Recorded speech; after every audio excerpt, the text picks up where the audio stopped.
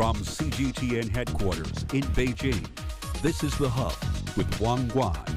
Hello and a very warm welcome to the program. I'm Wang Guan in Beijing. In a bold and unprecedented move, Australia has become the first country in the world to ban children under 16 from accessing social media platforms such as TikTok, Snapchat and Instagram. The legislation proves through the parliament in just a week, requires tech companies to take quote-unquote reasonable steps to enforce the ban or face fines of up to about 50 million Australian dollars. While supporters hailed it as a decisive step to safeguard children from online dangers, critics argue that it raises serious concerns about enforceability, privacy, and striking the right balance between protection and personal freedoms.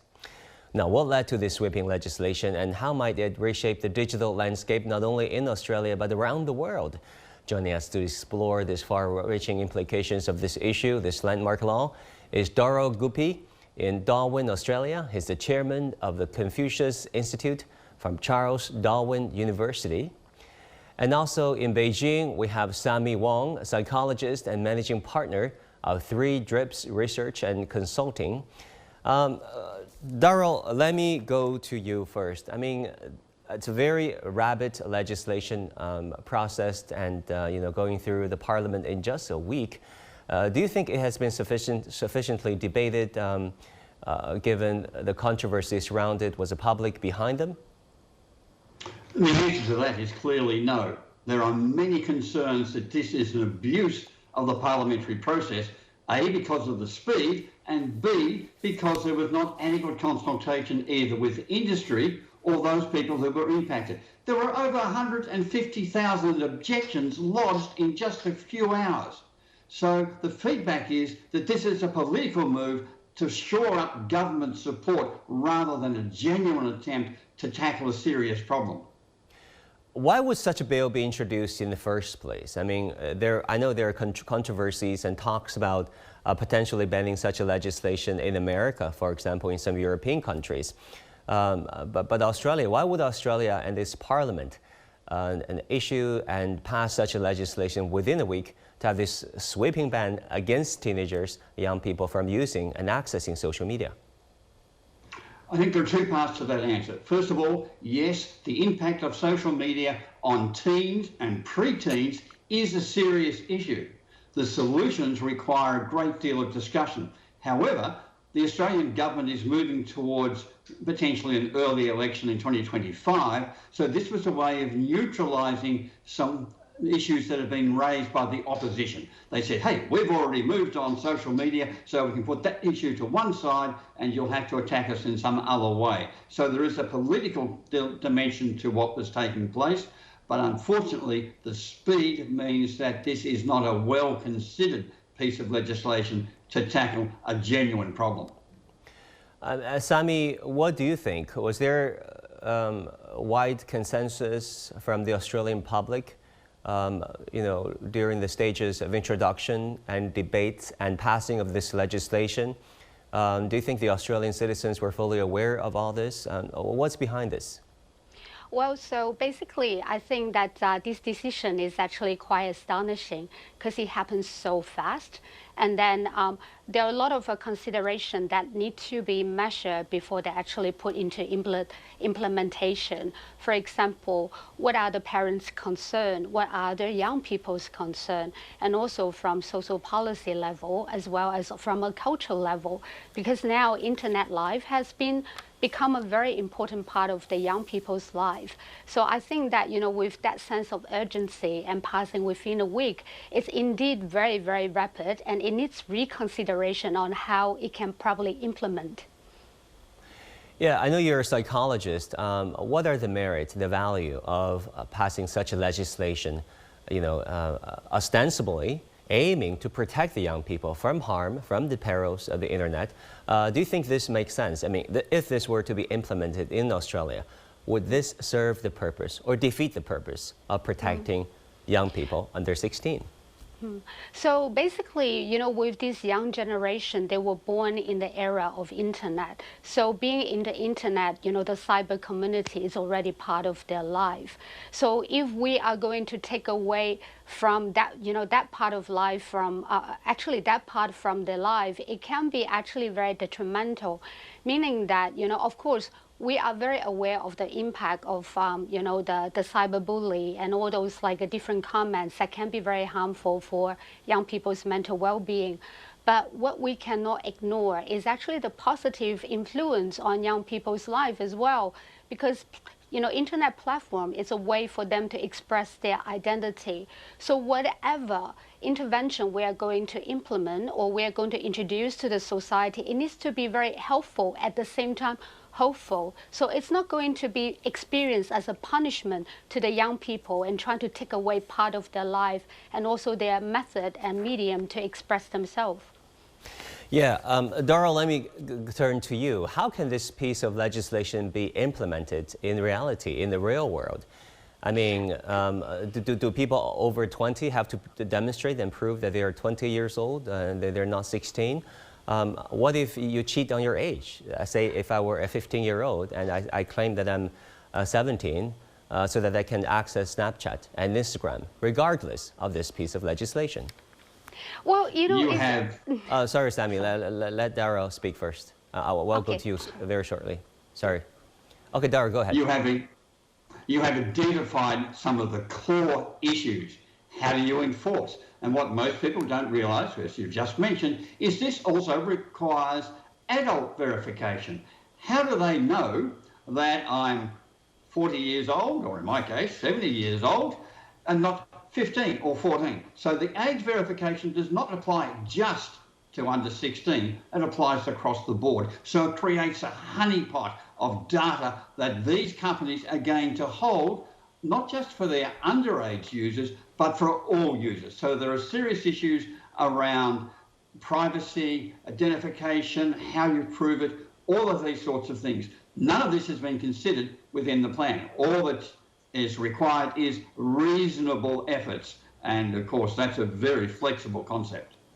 Yeah, Darrell, you live in Australia. Give us a sense of what's happening there. I mean, major tech companies like Meta, Snapchat, and TikTok have criticized Australia's new social media law, saying that they're rushed and lacking clarity, raising concerns about its practicality and the exclusion. This is very important. The exclusion of young people's voices in Australia. Do you feel the young people's voices in Australia are excluded from this act? The young people's voices have been completely excluded from this consideration, as has industry.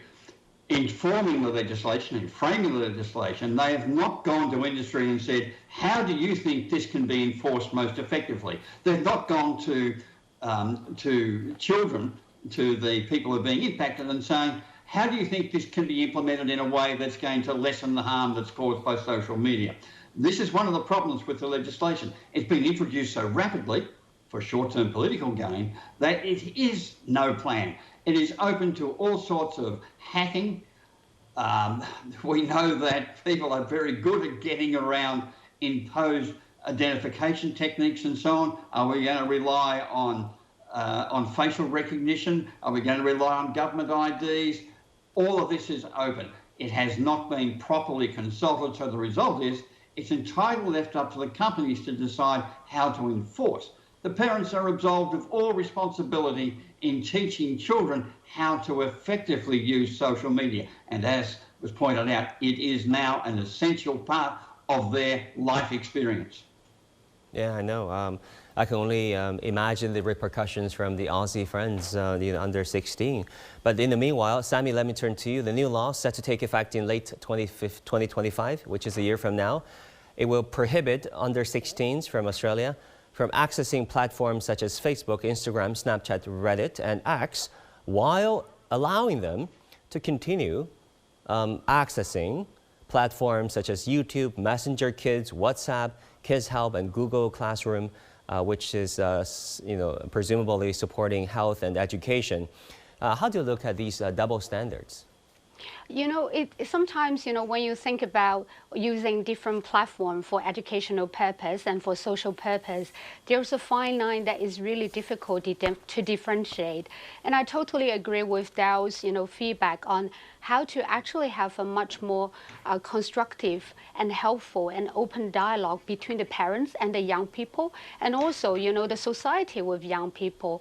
Because at the end of the day, we are really trying to support young people to find their own boundary, to set the right limits, the appropriate limits, instead of going to the extreme measure. Because we all know when things go extreme, it often comes in a very bad result. So I think having a very open dialogue, very constructive, you know, dialogue and communication between different level and aspect of the society will be absolutely useful. Otherwise, you know, when we are actually facing with young people who are really trying to find their stance in the society, double standard is definitely not the right guidance that we want to share and provide to our children in this regard. Yeah, I mean, if you can access WhatsApp, right, you cannot access Instagram. I mean, what difference does it make? Because through WhatsApp, you can also share through Circle, which is like a, activities, circle, sharing photos, sharing texts, and sharing videos about what's going on in your life. That is very similar to what Instagram has to offer.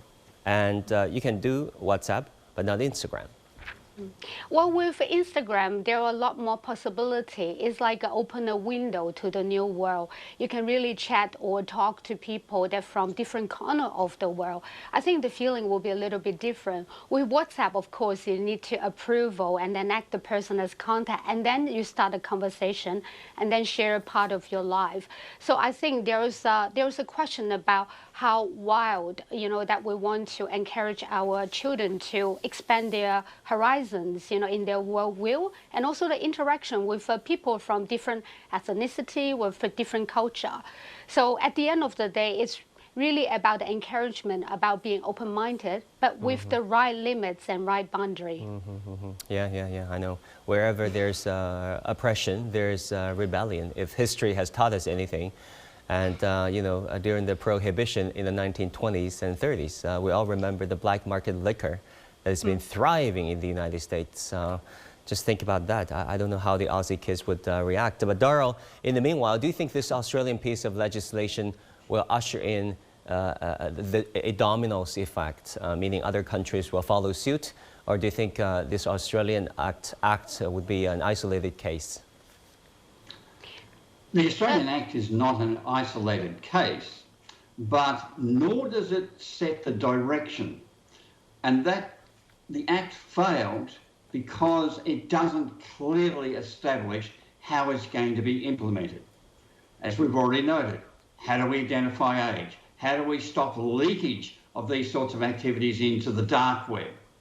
We've got age limits on social interaction of people under 16, but there are no age limits on accessing online gambling sites, pornography sites.